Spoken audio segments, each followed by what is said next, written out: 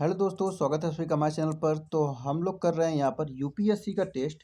तो यूपीएससी का टेस्ट आप लोग अगर 2025 में एग्ज़ाम देने वाले हैं तो ये आपके लिए है। देखिए, टेस्ट नंबर आज है 14। ठीक है। इसके पहले बहुत सारे टेस्ट कराए गए हैं, तो आप सभी लोग उसमें सम्मिलित हुआ करिए और वीडियो को एक बार लाइक और शेयर जरूर कर दिया करिए, ताकि आप के माध्यम से और भी लोगों के पास ये वीडियो पहुँच सके। तो चलिए शुरुआत करेंगे। क्वेश्चन नंबर पहला, प्लाज्मा तरंगों के संदर्भ में निम्नलिखित कथनों पर विचार कीजिए। यह एक प्रकार की विद्युत चुंबकीय तरंग है जो प्लाज्मा के माध्यम से प्रसारित होती है। वही दूसरा ऑप्शन है कि हाल ही में पृथ्वी के चुंबकीय मंडल मैग्नेटोस्फीयर में प्लाज्मा तरंगें देखी गई हैं। तीसरा है कि यह आसपास के विद्युत और चुंबकीय क्षेत्र को विक्षुब्ध कर सकती है। कितने कथन सही हैं इसमें से? चलिए ऑप्शन देख लीजिए। केवल एक, केवल दो, केवल सभी तीन, ये तो कोई भी नहीं। चलिए बताइए। तो यह एक प्रकार का विद्युत चुंबकीय तरंग है जो प्लाज्मा के माध्यम से प्रसारित होती है। पहला तो सही है। दूसरा है कि यह आसपास के विद्युत और चुंबकीय तरंगों क्षेत्र को विद्युत विक्षुब्ध कर सकती है, तीसरा वाला कथन, तो ये भी सही है। वही चौथा है कि हाल ही में पृथ्वी के चुंबकीय मंडल मैग्नेटोस्फीयर में प्लाज्मा तरंगें देखी गई हैं, तो ये भी कथन सही हो जाएगा। ऑप्शन नंबर इसमें सी लगा देंगे। तीनों कथन सही हैं। ठीक है, तीनों के तीनों कथन सही है, तो ऑप्शन नंबर सी लगा देंगे। चलिए आगे बढ़ेंगे। क्वेश्चन नंबर 2 आपके सामने है। क्वेश्चन नंबर 2, वेटलैंड सिटी प्रमाणन यानी WCS संदर्भ में निम्नलिखित कथनों पर विचार कीजिए। पहला है, यह रामसर अभिसमय के तहत एक स्वैच्छिक योजना है। वही दूसरा है, इस कार्यक्रम के तहत अभी तक किसी भी भारतीय शहर को मान्यता नहीं दी गई है। कितने कथन सही हैं? केवल एक, केवल दो, दोनों सही या दोनों गलत? क्वेश्चन नंबर 2 का आंसर करेंगे। क्वेश्चन नंबर 2 में पहला भी कथन सही है, दूसरा भी कथन सही है। ऑप्शन नंबर सी लगा देंगे। दोनों के दोनों कथन सही हैं। ठीक है, चलिए आगे बढ़ेंगे। अभी कल के क्लास में नुसरत थी, तो वो पूछ रही थी कि क्यों लाइव क्लास नहीं चलता है। तो देखिए, थोड़ा सा लाइव का प्रॉब्लम हो जाता है, इसीलिए क्लास रिकॉर्डेड करके इसमें डाल दिया जाता है। ठीक है, वैसे भी आपको इसमें टाइम दिया जाता है कि कौन सा ऑप्शन है, कौन सा ऑप्शन नहीं है, तो ज़्यादा डिफरेंस नहीं आता होगा। बस ये है कि आप लोग का नाम नहीं लिया जाता होगा कि कौन, किसने आंसर दिया, किसने नहीं आंसर दिया है। चलिए क्वेश्चन नंबर 3 है, डॉक्टर अंबेडकर ने संविधान सभा में कहा था कि संसदीय लोकतंत्र से हमारा तात्पर्य संविधान में सभी नागरिकों के लिए सार्वभौमिक वयस्क मताधिकार सुनिश्चित करने के लिए करने वाले एक व्यक्ति एक मत से है। निम्नलिखित में से किस संशोधन अधिनियम द्वारा मताधिकार की आयु 21 वर्ष से परिवर्तित कर 18 वर्ष कर दी गई थी? कौन सा वह संशोधन है? 42वां, 44वां, 61वां या 69वां?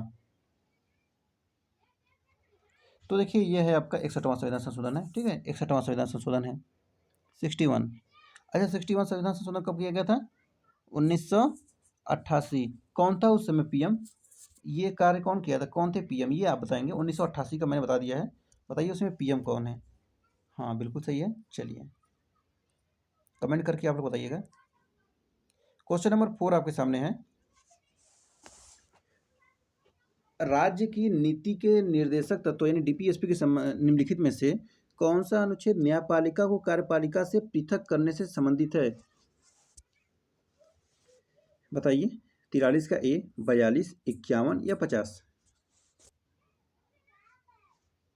तो देखिए क्या कर रहा है, न्यायपालिका को कार्यपालिका, मतलब ये कर रहा है कि इन दोनों को अलग करने का मतलब क्या करेगा, 50-50 में बांटेगा, मतलब 50 इनका 50 इनका, मतलब कि इन दोनों स्वतंत्र हैं कार्य करने के लिए, संबंधित अलग करता है। कौन हो जाएगा? तो 50-50 से याद रखिएगा, अनुच्छेद 50।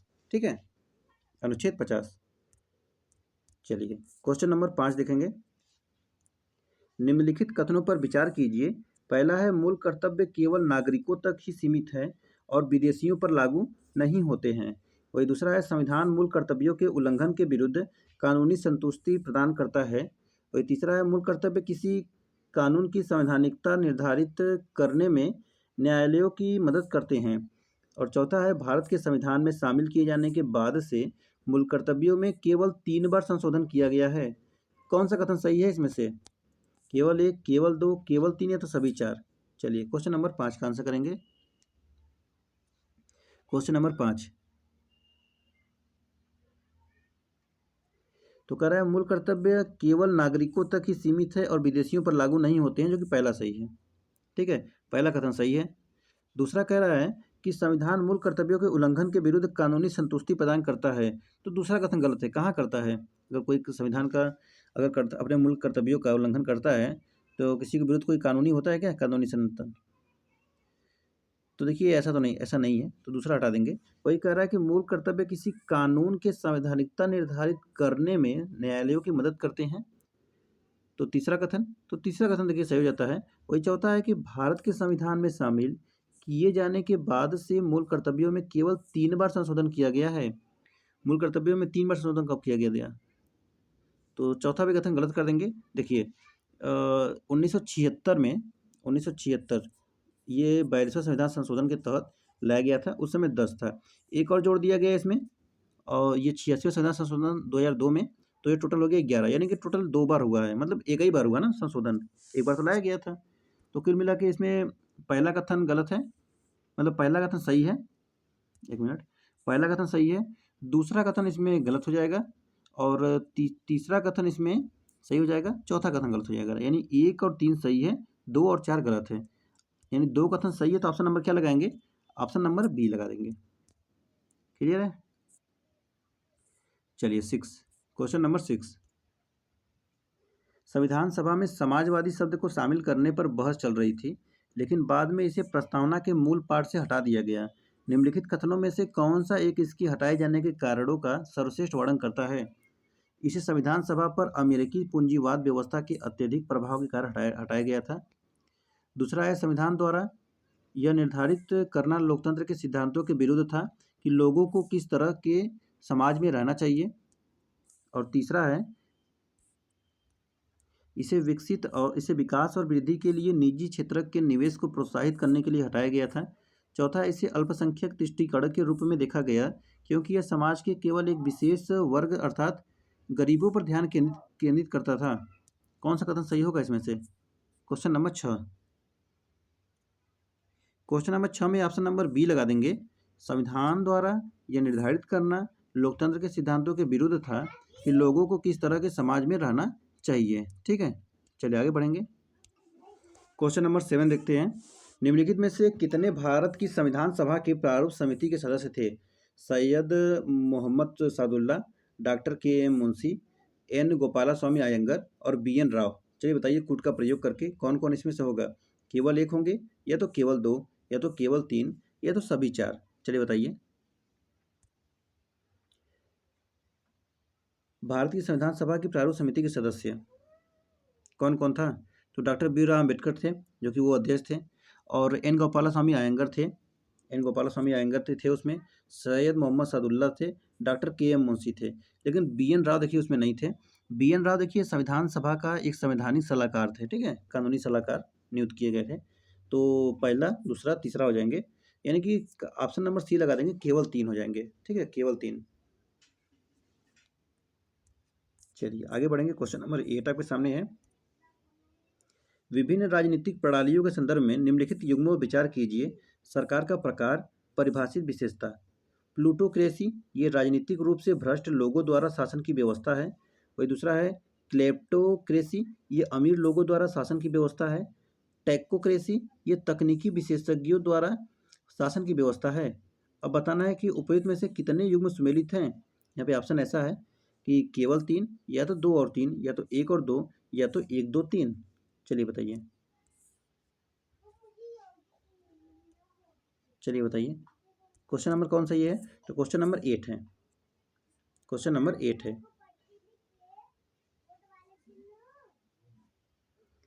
तो क्वेश्चन नंबर 8 में देखेंगे, ये प्लूटोक्रेसी दिया है राजनीतिक रूप से भ्रष्ट लोगों द्वारा शासन की व्यवस्था। क्या ये सही हो जाएगा? प्लूटोक्रेसी यानी कि इसको धनिकंत भी बोलते हैं। तो देखिए पहला सुमेलित नहीं है। ये क्या है? ये अमीरों द्वारा नियंत्रित होता है, ठीक है। यहाँ पर वही क्लेप्टोक्रेसी, तो क्लेप्टोक्रेसी को समझ सकते हैं कि एक सरकार या राज्य जिसमें सत्तासीन लोग निजी लाभ के लिए राज्य के संसाधनों को लूटपाट करते हैं, ठीक है, इसमें भ्रष्टाचार करेंगे, तो ये भी हो जाएगा इसमें। वही टेक्नोक्रेसी, तो ये तकनीकी विशेषज्ञों द्वारा शासन की व्यवस्था है, तो ये सही हो जाएगा। यानी ऑप्शन ए लगा देंगे, केवल 3। यहाँ पे क्या किया है? क्रॉस कर दिया है, ठीक है। चलिए पहला का इसमें दूसरा लगाएंगे, दूसरा का लगाएंगे पहला, और तीसरा का तीसरे से हो जाएगा, यानी ऑप्शन नंबर ए हो जाएगा। चलिए क्वेश्चन नंबर 9 देखेंगे। आधुनिक राष्ट्र राज्यों के संदर्भ में निम्नलिखित में से कौन सी सॉफ्ट स्टेट विशेषताएं हैं? सैन्य बल और युद्धास्त्रों का न होना। दूसरा है विधि के शासन का खराब प्रवर्तन प्रवर्तन। नीचे दिए गए कूट का प्रयोग कर सही उत्तर का चयन करिए। केवल एक, केवल दो, दोनों सही या दोनों गलत। Question number 9। क्वेश्चन नंबर 9 देखिए, सैन्य बल युद्धास्त्रों का न होना। देखिए पहला कथन गलत है और दूसरा कथन है सही, विधि के शासन का खराब प्रवर्तन। तो दूसरा सही हो जाएगा, पहला कथन गलत हो जाएगा। ठीक है। देखिए सॉफ्ट स्टेट की तुलना में सॉफ्ट पावर का तात्पर्य एक ऐसे राज्य का होना है जिसके पास सैन्य शक्ति नहीं है। ये युद्ध शास्त्र का होना लिखा हुआ है। ठीक है, सैन्य शक्ति नहीं होना चाहिए सॉफ्ट में। ऑप्शन नंबर बी लगा देंगे, केवल दो हो जाएगा इसमें से। चलिए क्वेश्चन नंबर 10 आपके सामने आता है। उच्च न्यायालयों की अधिकारिता के संदर्भ में निम्नलिखित कथनों पर विचार कीजिए। कलकत्ता हाईकोर्ट की अधिकारिता संघ राज्य क्षेत्र अंडमान एवं निकोबार द्वीप समूहों तक विस्तृत है। वही दूसरा है, गुवाहाटी हाईकोर्ट को पूर्वोत्तर भारत के 7 राज्यों का एक साझा उच्चतम होने का अनन्य दर्जा प्राप्त है। कौन सा कथन सही हो जाएगा इसमें से? केवल एक, केवल दो, दोनों सही या दोनों गलत। Question number 10। Question number 10। तो कलकत्ता हाईकोर्ट की अधिकारिता संघ राज्य क्षेत्र अंडमान निकोबार द्वीप समूह तक विस्तृत है, ये कथन सही है। दूसरा कह रहा है कि गुवाहाटी हाईकोर्ट को पूर्वोत्तर भारत के 7 राज्यों का एक साझा हाईकोर्ट होने का दर्जा प्राप्त है। तो दूसरा कथन देखिए गलत हो जाएगा, क्योंकि देखिए गुवाहाटी हाईकोर्ट की मुख्य पीठ गुवाहाटी असम में स्थित है और मुख्य पीठ के अलावा हाईकोर्ट न्यायालय इसमें 3 बाहरी खंडपीठ भी हैं। ठीक है, ऑप्शन नंबर ए लगा देंगे, केवल एक कथन सही होगा इसमें से। चलिए 11 नंबर देखिए। निम्नलिखित में से किस समूह के सभी राज्य राज्य का दर्जा प्राप्त करने से पूर्व केंद्र शासित प्रदेश थे? मणिपुर, हिमाचल प्रदेश, मिजोरम या सिक्किम, उड़ीसा, मणिपुर। सिक्किम, मणिपुर, मिजोरम या Himachal Pradesh, Manipur, Orissa. 11 number. Question number 11। तो देखिए हिमाचल प्रदेश जो था, ये हिमाचल प्रदेश 1966 में पंजाब राज्य से भारतीय संघ के 17वें राज्य और हरियाणा संघ शासित प्रदेश चंडीगढ़ का गठन किया गया था। ठीक है। वही अगर मिजोरम की बात करें, मिजोरम की, तो मिजोरम देखिए भारत के अन्य पूर्वोत्तर राज्यों की शांति भांति मिजोरम में भी ये 1972 तक असम का भाग था, लेकिन बाद में इसको 1972 के मिजोरम को संघ शासित प्रदेश बना दिया गया। बाद में 1987 में इसको पूरा दर्जा दिया गया था। अच्छा, मणिपुर की बात करें, मणिपुर, तो देखिए 1947 में भारत की स्वतंत्रता के पश्चात ये 15 अक्टूबर 1949 तक मणिपुर रियासत का भारतीय संघ में विलय कर दिया गया था। तो यह भी देखिए संसदीय प्रदेश था। तो ऑप्शन नंबर इसमें ए लगा देंगे, मणिपुर, हिमाचल प्रदेश, मिजोरम। चलिए आगे बढ़ेंगे, 12 नंबर देखेंगे। भारत के सुप्रीम कोर्ट के सलाहकार क्षेत्राधिकार के संदर्भ में निम्नलिखित कथनों पर विचार कीजिए। पहला है, भारतीय संविधान में सुप्रीम कोर्ट का सलाहकार क्षेत्राधिकार भारत सरकार अधिनियम 1935 से लिया गया है। वही दूसरा है, सलाहकार क्षेत्राधिकार के तहत सुप्रीम कोर्ट की विधिक सलाह भारत के राष्ट्रपति के लिए बाध्यकारी होती है। और तीसरा है, सलाहकार क्षेत्राधिकार के तहत राष्ट्रपति द्वारा मांगी गई सलाह प्रदान करना सुप्रीम कोर्ट के लिए अनिवार्य होता है। कौन सा कथन इसमें सही होगा? चलिए देखिए, केवल एक, केवल दो, सभी तीन है तो कोई भी नहीं। चलिए 12 नंबर देखिए।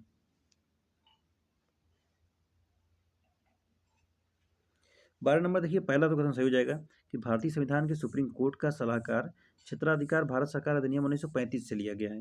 वही देखिए यहाँ पे कह रहा है कि सलाहकार क्षेत्राधिकार के सुप्रीम क्षेत्राधिकार के तहत सुप्रीम कोर्ट की विधिक सलाह भारत के राष्ट्रपति के लिए बाध्यकारी होता है। अब राष्ट्रपति के लिए क्या बाध्यकारी हो जाएगा इसका सलाहकार सलाह? बिल्कुल नहीं, कोई बाध्यकारी नहीं है।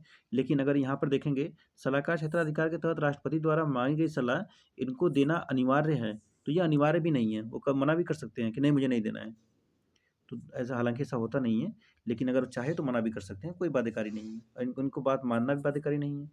तो दूसरा और तीसरा गलत, पहला और सही है। पहला सही है, दूसरा तीसरा गलत हो जाएगा। ऑप्शन नंबर क्या लगेगा? तो केवल एक लगेगा, केवल एक सही है। चलिए 13 नंबर देखेंगे। भारत सरकार अधिनियम 1915 का उद्देश्य था केंद्रीय विधानसभा में गैर सरकारी सदस्यों की संख्या में वृद्धि करना। दूसरा है, भारत में एक प्रतिनिधि और लोकप्रिय सरकार की नींव रखना। तीसरा है, ब्रिटिश भारत से संबंधित संसद के सभी पूर्ववर्ती अधिनियमों को समेकित करना। और चौथा है, भारत के गवर्नर जनरल द्वारा पारित राष्ट्रीय सुरक्षा से संबंधित सभी अदर देशों को समेकित करना। क्वेश्चन नंबर 13 का आंसर करेंगे। क्वेश्चन नंबर 13, भारत सरकार अधिनियम 1915। तो देखिए इसमें ऑप्शन नंबर सी लगाइएगा, ब्रिटिश भारत से संबंधित संसद के सभी पूर्ववर्ती अधिनियमों को समेकित करना। ऑप्शन नंबर सी करेक्ट हो जाएगा। ठीक है। क्वेश्चन नंबर 14 पे सामने आता है, भारतीय संविधान को अपनाने से पूर्व भारत डोमिनियन का प्रशासन निम्नलिखित में से किस अधिनियम योजना के तहत किया जाता था? भारतीय स्वतंत्रता अधिनियम 1947, या तो 35, या तो 1919, या तो माउंटबेटन योजना। क्वेश्चन नंबर 14,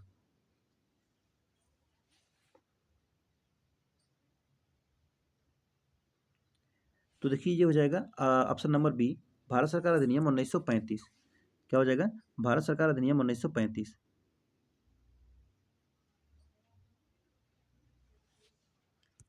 चलिए आगे बढ़ेंगे। क्वेश्चन नंबर 15 देखिए, हाल ही में सुर्खियों में रही ग्लोबल कोऑपरेशन बैरोमीटर रिपोर्ट निम्नलिखित में से किसके द्वारा प्रकाशित की गई? WB मतलब विश्व बैंक, या तो विश्व आर्थिक मंच, या तो संयुक्त राष्ट्र आर्थिक और सामाजिक परिषद, या तो जलवायु परिवर्तन पर संयुक्त राष्ट्र framework convention. Question number 15, question number 15, global cooperation barometer report. तो ये हो जाएगा आपका विश्व आर्थिक मंच हो जाएगा, ऑप्शन नंबर बी, विश्व आर्थिक मंच। ठीक है। तो देखिए इसकी स्थापना कब किया गया था? 1971 में किया गया था। और ये देखेंगे तो एक गैर लाभकारी संस्था के रूप में की गई है इसकी स्थापना। इसका उद्देश्य है वैश्विक, क्षेत्रीय और उद्योग के एजेंडे को आकार देने के लिए राजनीतिक, व्यावसायिक, सांस्कृतिक और अन्य नेतृत्वकर्ताओं को शामिल करना है। 1971 में हुआ था। चलिए 16 नंबर देखेंगे, निम्नलिखित कथनों पर विचार कीजिए। पहला है संविधान में संशोधन करने की शक्ति केवल केंद्र के पास है। वही दूसरा है संघीय ढांचे से संबंधित प्रावधानों में संशोधन करने की शक्ति केंद्र के पास है तथा राज्यों की भूमिका केवल सलाहकार की है। कितने कथन सही हैं? केवल एक, केवल दो, दोनों सही है, दोनों गलत। 16 नंबर, 16। तो देखिए कितनी बारी कहा गया है ऐसे केवल, सभी या ऐसे कुछ शब्दों से बचना चाहिए। तो देखिए पहला, दूसरा तो कथन गलत हो जाएगा। भाई पहला कह रहा है संविधान में संशोधन करने की शक्ति केवल केंद्र के पास है, केवल। तो देखिए संविधान में संशोधन करना तो केवल केंद्र के पास ही रहना चाहिए ना। अब राज्य करने लगा तो हो ही चुका, तो ये तो केवल यहाँ पे ठीक है। ऑप्शन नंबर ए लगा देंगे। क्या हो जाएगा? ऑप्शन नंबर ए, केवल एक कथन सही है।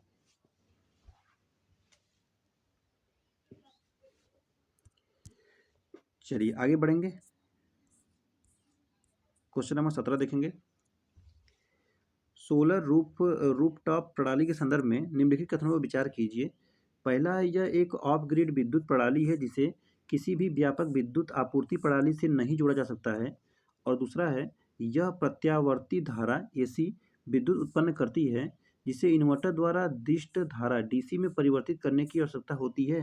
कितने सही हैं इसमें से? केवल एक, केवल दो, दोनों सही है, दोनों गलत। 17 नंबर बताइए,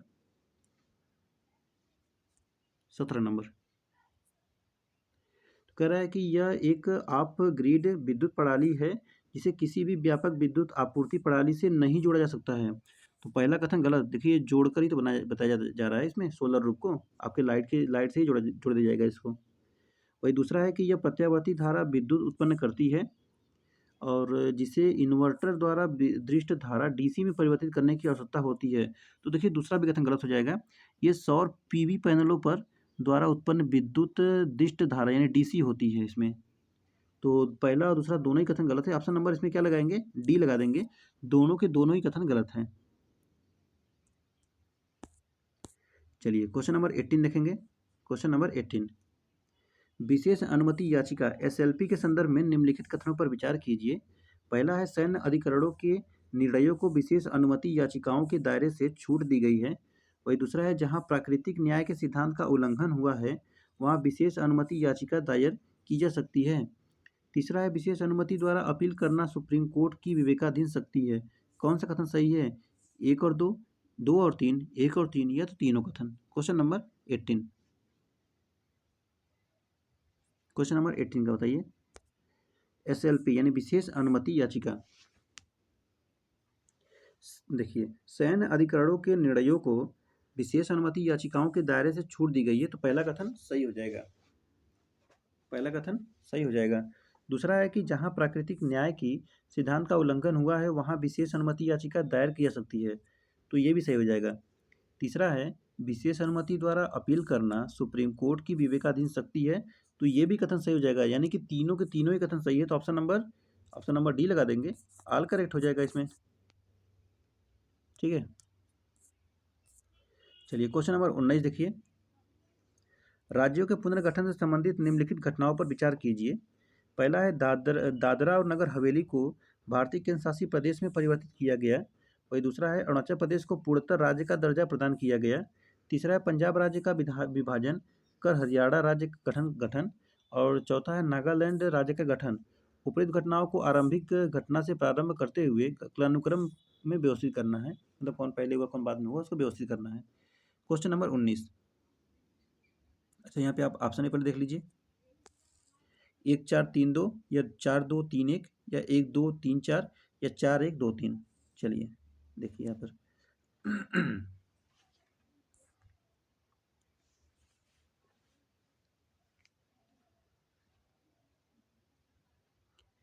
तो देखिए दादर नगर हवेली को भारतीय केंद्र शासित प्रदेश में परिवर्तित किया गया। कब किया गया था? 1954 में किया गया था। ठीक है, और उसके बाद देखेंगे उसके बाद क्या हुआ था। तो उसके बाद अरुणाचल प्रदेश को पूर्णतः राज्य का दर्जा प्रदान किया गया। तो ये कब किया गया था? तो ये किया गया था आपका, ये 1972 में हुआ था ना, पूर्णतः राज्य का दर्जा दिया गया था। ये 1972 में केंद्र शासित प्रदेश था, लेकिन 1987 में दिया गया था पूर्णतः राज्य का दर्जा। पंजाब राज्य का विभाजन कर दिया गया, राज्य का गठन हुआ। ये कब हुआ था? तो ये 1966 में पंजाब राज्य से भारतीय संघ के 17वें राज्य हरियाणा में के साथ हुआ था, 1966 का। और नागालैंड राज्य का गठन, तो नागालैंड राज्य का गठन ये हो जाएगा 1963 का। ठीक है, तो पहले 54 आएगा, फिर 63 आएगा, फिर 66 आएगा, फिर 87 आएगा। यानी 1432 1432 1432, मतलब ऑप्शन नंबर ए लगा देंगे। ठीक है, ऑप्शन नंबर ए करेक्ट हो जाएगा। समझ में पूरा आ रहा है? स्ट्रक्चर देख लीजिए, आगे बढ़ें। ठीक है, तो आगे बढ़ते हैं, क्वेश्चन नंबर 20 देखते हैं। नवीनतम प्रगति के संदर्भ में सार्वजनिक कुंजी और व्यक्तिगत कुंजी जैसे पदों का सर्वाधिक उपयोग किस संदर्भ में किया जाता है?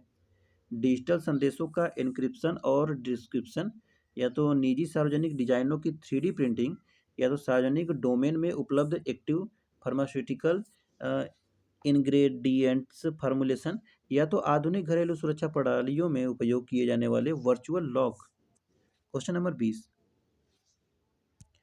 नंबर 20 में ऑप्शन नंबर ए लगा देंगे, डिजिटल संदेशों का एन्क्रिप्शन और डिक्रिप्शन ऑप्शन नंबर ए लगा देंगे। ठीक है,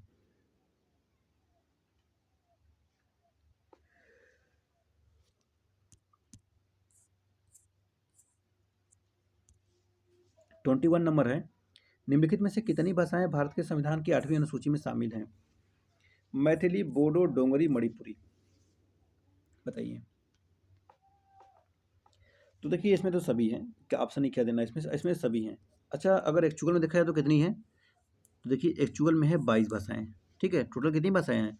तो टोटल टोटल है 22 भाषाएं हैं।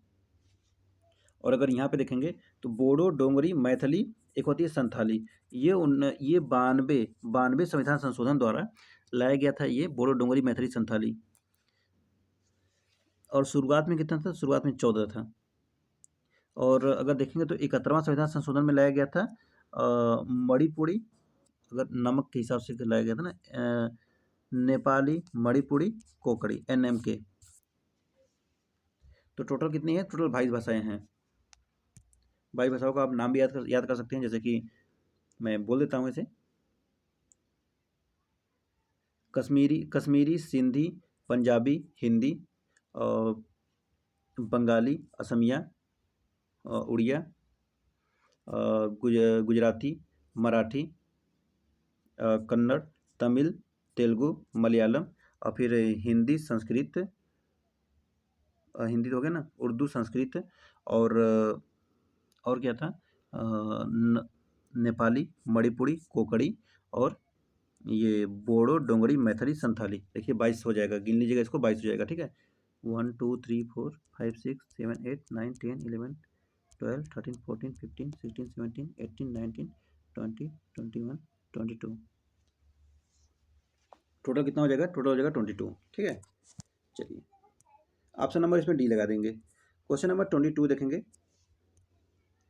भारतीय संविधान में उपबंधित राज्य के नीति निर्देशक तत्वों डीपीएसपी के संदर्भ में निम्नलिखित कथनों पर विचार कीजिए।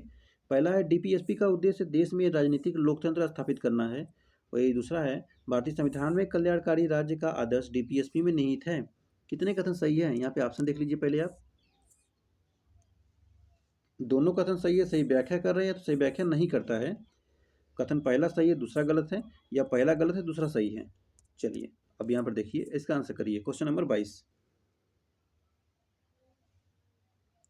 Question number 22।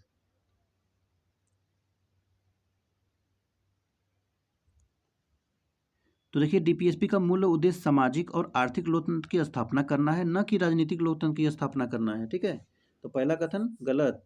वही दूसरा है कि भारतीय संविधान में कल्याणकारी राज्य के आदर्श डीपीएसपी में निहित है, तो दूसरा सही है। यानी कि ऑप्शन नंबर इसमें क्या लग जाएगा? डी लग जाएगा ना। पहला कथन गलत, दूसरा कथन सही हो जाएगा। तो चलिए आगे बढ़ेंगे। Question number 23। मदिका भाषा के संदर्भ में निम्नलिखित कथनों पर विचार कीजिए। मदिका भाषा भारत के दक्षिणी भाग में बोली जाने वाली एक जनजातीय भाषा है। और दूसरा है, मदिका भाषा को यूनेस्को द्वारा लुप्तप्राय के रूप में वर्गीकृत किया गया है। उपयुक्त कथनों में से कितने सही हैं? केवल एक, केवल दो, दोनों सही है, दोनों गलत। Question number 23। Question number 23। Question number 23 बताइए। तो देखिए, मदिका भाषा भारत के दक्षिणी भाग में बोली जाने वाली एक जनजातीय भाषा है, सही है। वही मदिका भाषा को यूनेस्को द्वारा लुप्तप्राय के रूप में वर्गीकृत किया गया है, तो दूसरा कथन गलत हो जाएगा। देखिए, मदिका भाषा को लुप्तप्राय के रूप में वर्गीकृत नहीं किया गया है। ठीक है, पहला सही दूसरा गलत। ऑप्शन नंबर ए लगा देंगे, केवल एक हो जाएगा। चलिए 24 नंबर। Question number 24। संयुक्त राष्ट्र राहत एवं कार्य एजेंसी के कामकाज के संदर्भ में निम्नलिखित कथनों पर विचार कीजिए। पहला है, अरब इजराइल संघर्ष के मद्देनज़र फिलिस्तीनी शरणार्थियों को राहत और सहायता प्रदान करने के लिए यूएनआरडब्ल्यूए की स्थापना की गई थी। वही दूसरा है, यह विशेषकर इजराइल के राज्य क्षेत्रों में काम करता है। और तीसरा देखेंगे, तो तीसरा है, एजेंसी को पूर्णतः संयुक्त राष्ट्र के सदस्य राष्ट्रों के स्वैच्छिक अंशदान के से वित्त पोषित किया जाता है। कौन सा सही होगा इसमें से? केवल एक, केवल दो, सभी तीन है तो कोई नहीं। चलिए बताइए, ऑप्शन यहाँ पे देखिए और आंसर करिए।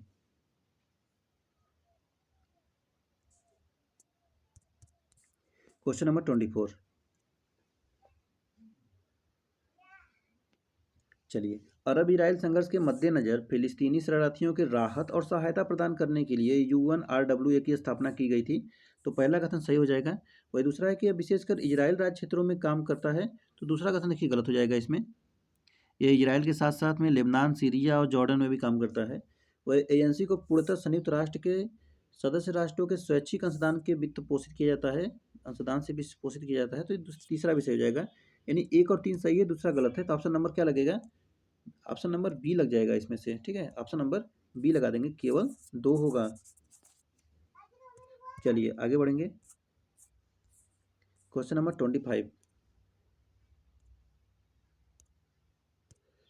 भारतीय राज्य की गणतांत्रिक प्रकृति के संदर्भ में निम्नलिखित कथनों पर विचार कीजिए।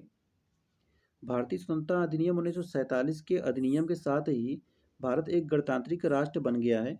वही दूसरा है, गणतंत्र का अर्थ है कि कानून की नज़र में सभी नागरिक समान है। और तीसरा है, गणतांत्रिक प्रकृति यह सुनिश्चित करती है कि सभी सार्वजनिक पद बिना किसी भेदभाव के प्रत्येक नागरिक के लिए खुले हों। कितने कथन सही हैं इसमें से? केवल एक, केवल दो, सभी तीन है तो कोई नहीं। Question number 25। Question number 25।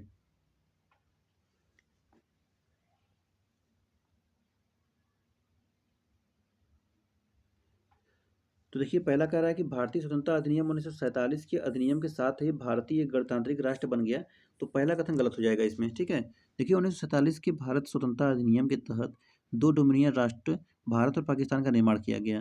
वही पाकिस्तान 1956 एक ब्रिटिश डोमिनियन बना रहा, जबकि भारत डोमिनियन नहीं था। वही 26 जनवरी 1950 को भारतीय संविधान लागू किया गया था भारत में। ठीक है, तो पहला कथन गलत।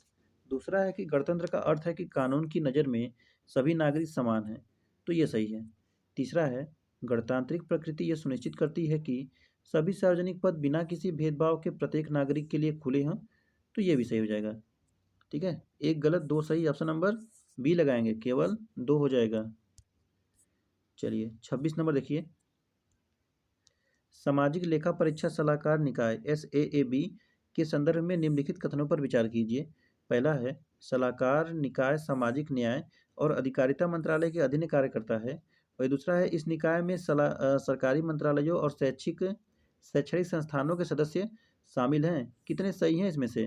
केवल एक, केवल दो, दोनों सही या दोनों गलत? क्वेश्चन नंबर 26,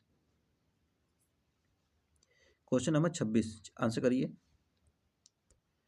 तो देखेंगे सलाहकार निकाय सामाजिक न्याय और अधिकारिता मंत्रालय के अधीन कार्य करता है, तो ये सही है, ये सही हो जाएगा। दूसरा है, इस निकाय में सरकारी मंत्रालयों और शैक्षणिक संस्थानों के सदस्य शामिल हैं, तो ये भी सही हो जाएगा। ऑप्शन नंबर सी लगा देंगे, दोनों के दोनों ही कथन सही हैं। ठीक है, चलिए 27 नंबर देखेंगे, भारतीय संविधान के संदर्भ में निम्नलिखित में से किसमें सामाजिक न्याय का विचार निहित है? प्रस्तावना, मूल अधिकार, मूल कर्तव्य। नीचे दिए गए कूट का प्रयोग करिए, सही उत्तर का चयन करिए। एक और तीन, केवल एक, दो और तीन, या तो एक दो तीन। क्वेश्चन नंबर 27, क्वेश्चन नंबर 27 का आंसर करेंगे। कह रहा है कि भारतीय संविधान के संदर्भ में किसमें सामाजिक न्याय का विचार किया गया है? प्रस्तावना में किया गया है, मूल अधिकार में किया गया है, मूल कर्तव्य में भी किया गया है। ऑप्शन नंबर डी लगा देंगे, तीनों में है। ऑप्शन नंबर डी हो जाएगा, 1 2 3, तीनों के तीनों में ही है। चलिए 28 नंबर देखेंगे, निम्नलिखित कथनों पर विचार कीजिए। कथन है, किसी भी नीति निर्देशक तत्व DPSP को लागू करने के लिए अनुच्छेद 14 और 19 के तहत प्रदत्त अधिकारों का उल्लंघन नहीं किया जा सकता है। वही दूसरा है, मिनर्वा मिल्स वाद में सुप्रीम कोर्ट ने DPSP और मूल अधिकारों के बीच संतुलन को भारतीय संविधान के मूल ढांचे का अंग घोषित किया। उपरोक्त कथनों के संदर्भ में निम्नलिखित में से कौन सा कथन एक सही है? अब देखिए यहाँ पर ऑप्शन देख लीजिए, दोनों सही है, सही व्याख्या करता है और सही व्याख्या नहीं करता है। पहला सही दूसरा गलत, या पहला गलत दूसरा सही। चलिए इसका आंसर करिए। तो चलिए देखिए, किसी भी यहाँ पे DPSP को लागू करने के लिए अनुच्छेद 14 और 19 के तहत प्रदत्त अधिकारों का उल्लंघन नहीं किया जा सकता है। तो देखिए पहला गलत हो जाएगा, तो दूसरा तो ऑटोमेटिक सही हो जाएगा। तो पहला गलत दूसरा सही, यानी कि ऑप्शन नंबर लगेगा आपका डी। क्या लगेगा? डी लगेगा। पहला गलत है, दूसरा सही है। चलिए आगे बढ़ेंगे, 29 नंबर, क्वेश्चन नंबर 29, हाल ही में संगम डिजिटल ट्विन पहल की शुरुआत किस मंत्रालय द्वारा किया गया है? इलेक्ट्रॉनिक्स और सूचना प्रौद्योगिकी मंत्रालय, संचार मंत्रालय, वित्त मंत्रालय, या कारपोरेट कार्य मंत्रालय? क्वेश्चन नंबर 29, तो ये हो जाएगा संचार मंत्रालय द्वारा किया गया। ऑप्शन नंबर बी लगा देंगे। ठीक है, चलिए क्वेश्चन नंबर 30 देख लीजिए, भारत के संविधान के निम्नलिखित में से किन प्रावधानों से में संशोधन के लिए आधे राज्य विधानमंडलों में साधारण बहुमत से मंजूरी की आवश्यकता होती है? राष्ट्रपति का निर्वाचन और इसकी प्रक्रिया, या तो 7वीं अनुसूची से संबद्ध कोई भी विषय, या तो संविधान का संशोधन करने की संसद की शक्ति, या तो DPSP। नीचे दिए गए कूट का प्रयोग करिए। देख लीजिए कूट यहाँ पर, 1 और 4, 2 3 4, 1 2 3, या 1 2 3 4। चलिए बताइए, आधे से अधिक साधारण बहुमत की से मंजूरी की आवश्यकता। तो राष्ट्रपति का निर्वाचन और इसकी प्रक्रिया हो जाएगा, 7वीं अनुसूची से संबंध कोई भी विषय हो जाएगा, संविधान का संशोधन करने की संसद की शक्ति भी हो जाएगा, और DPSP को हटा देंगे। ऑप्शन नंबर सी लगाएंगे, 1 2 एंड 3। चौथा वाला गलत है, जहाँ जहाँ 4 है तहाँ हटा दीजिए, आंसर तो मिल गया। तो देखिए यहाँ पर हम लोग कर रहे थे UPSC के लिए टेस्ट, जो कि 2025 में जिनका भी एग्जाम है ये इनके लिए है।